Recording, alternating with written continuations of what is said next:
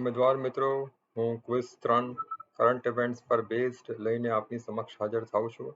આપ આ વિડીયોને અંત સુધી જોજો, આપને જરૂરથી લાભ થશે. વિડીયોને લાઇક અને શેર કરવાનું ભૂલતા નહીં અને મારી ચેનલને જરૂરથી સબસ્ક્રાઇબ કરજો.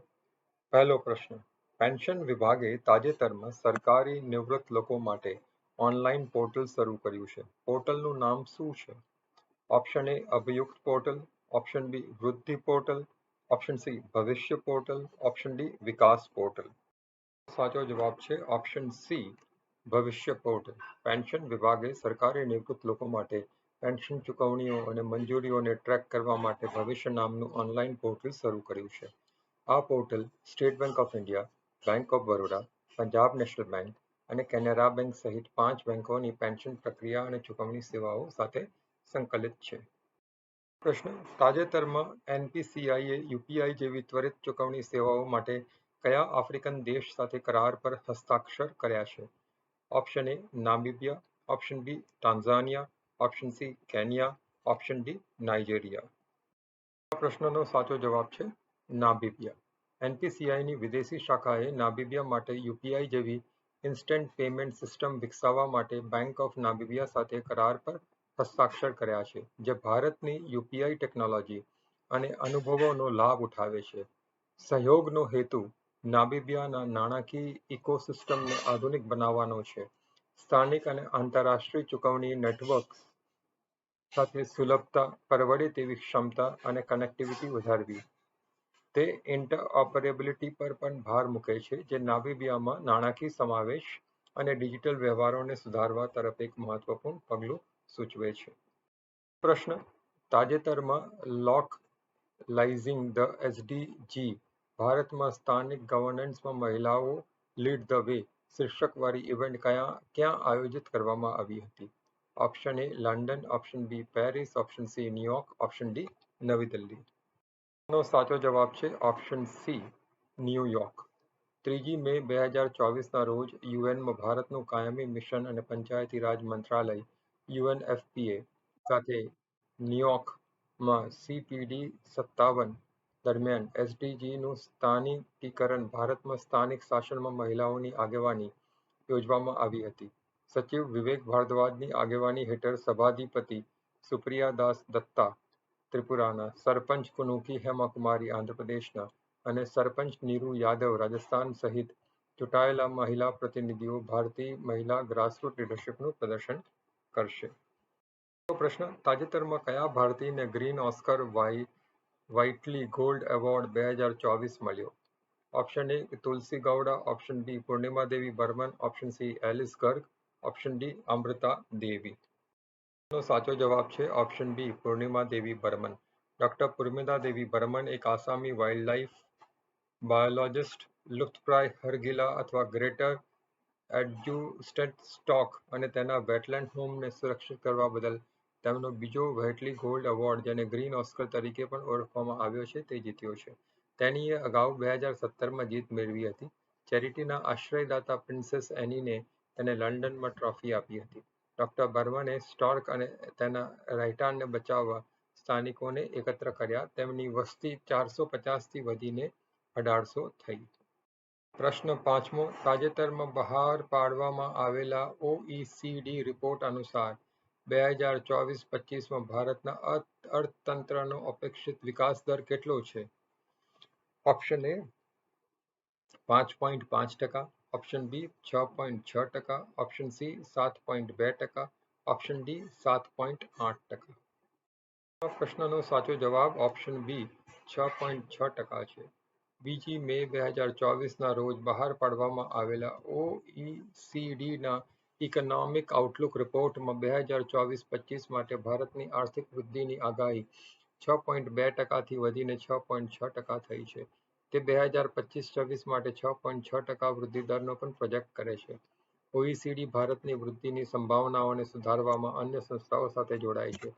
રિપોર્ટમાં ભારતની ઝડપી વૃદ્ધિનું શ્રેય જાહેર રોકાણ અને વ્યવસાયિક વિશ્વાસમાં વધારો થયો છે. તે આવક વૃદ્ધિ, ખર્ચ કાર્યક્ષમતા અને રાજકોષીય નિયમો દ્વારા દેવાની સમસ્યાને દૂર કરવાની સરકારની જરૂરિયાત પર ભાર મૂકે છે. આ સાથે હું આપ સૌને વિનંતી કરું કે મારા વિડીયોને લાઇક કરો, શેર કરો અને મારી ચેનલને જરૂરથી સબસ્ક્રાઇબ કરો.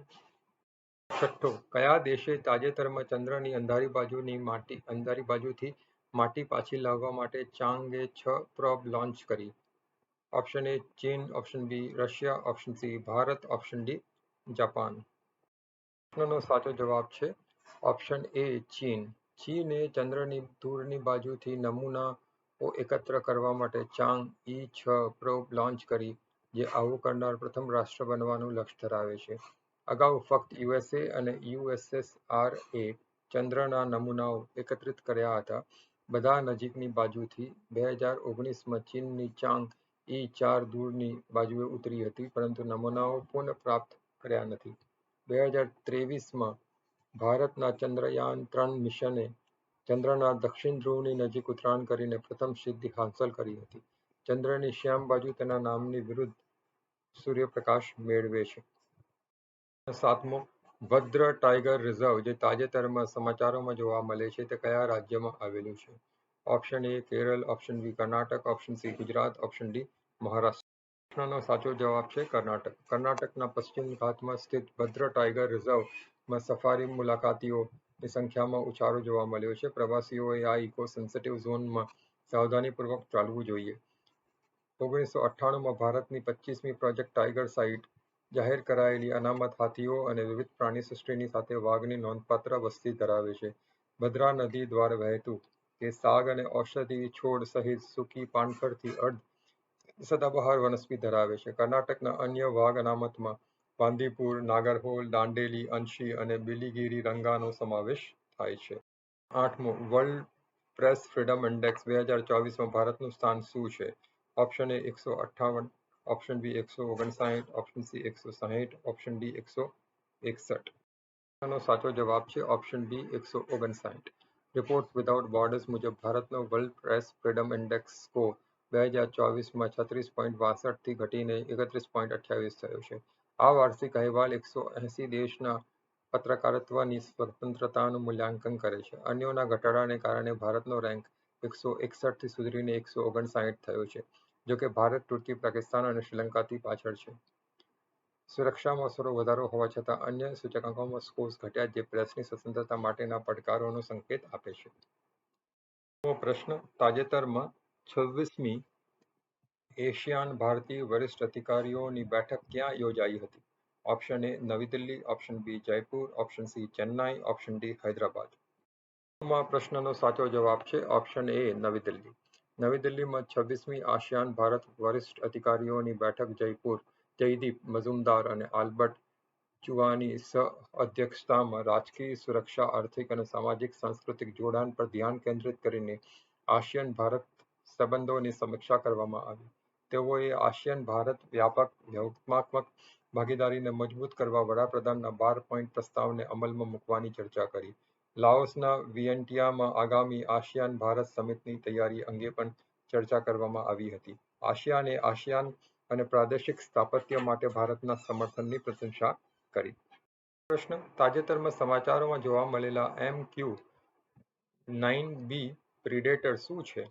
પાકમાંથી જીવાતને દૂર કરવા માટે વપરાતી ટેકનિક, હાઈ એલ્ટિટ્યૂડ માનવરહિત aerial vehicle, nuclear ballistic submarine, પૃથ્વી અવલોકન ઉપગ્રહ. પ્રશ્નનો સાચો જવાબ છે ઓપ્શન બી હાઈ એલ્ટિટ્યૂડ માનવરહિત એરિયલ વ્હીકલ.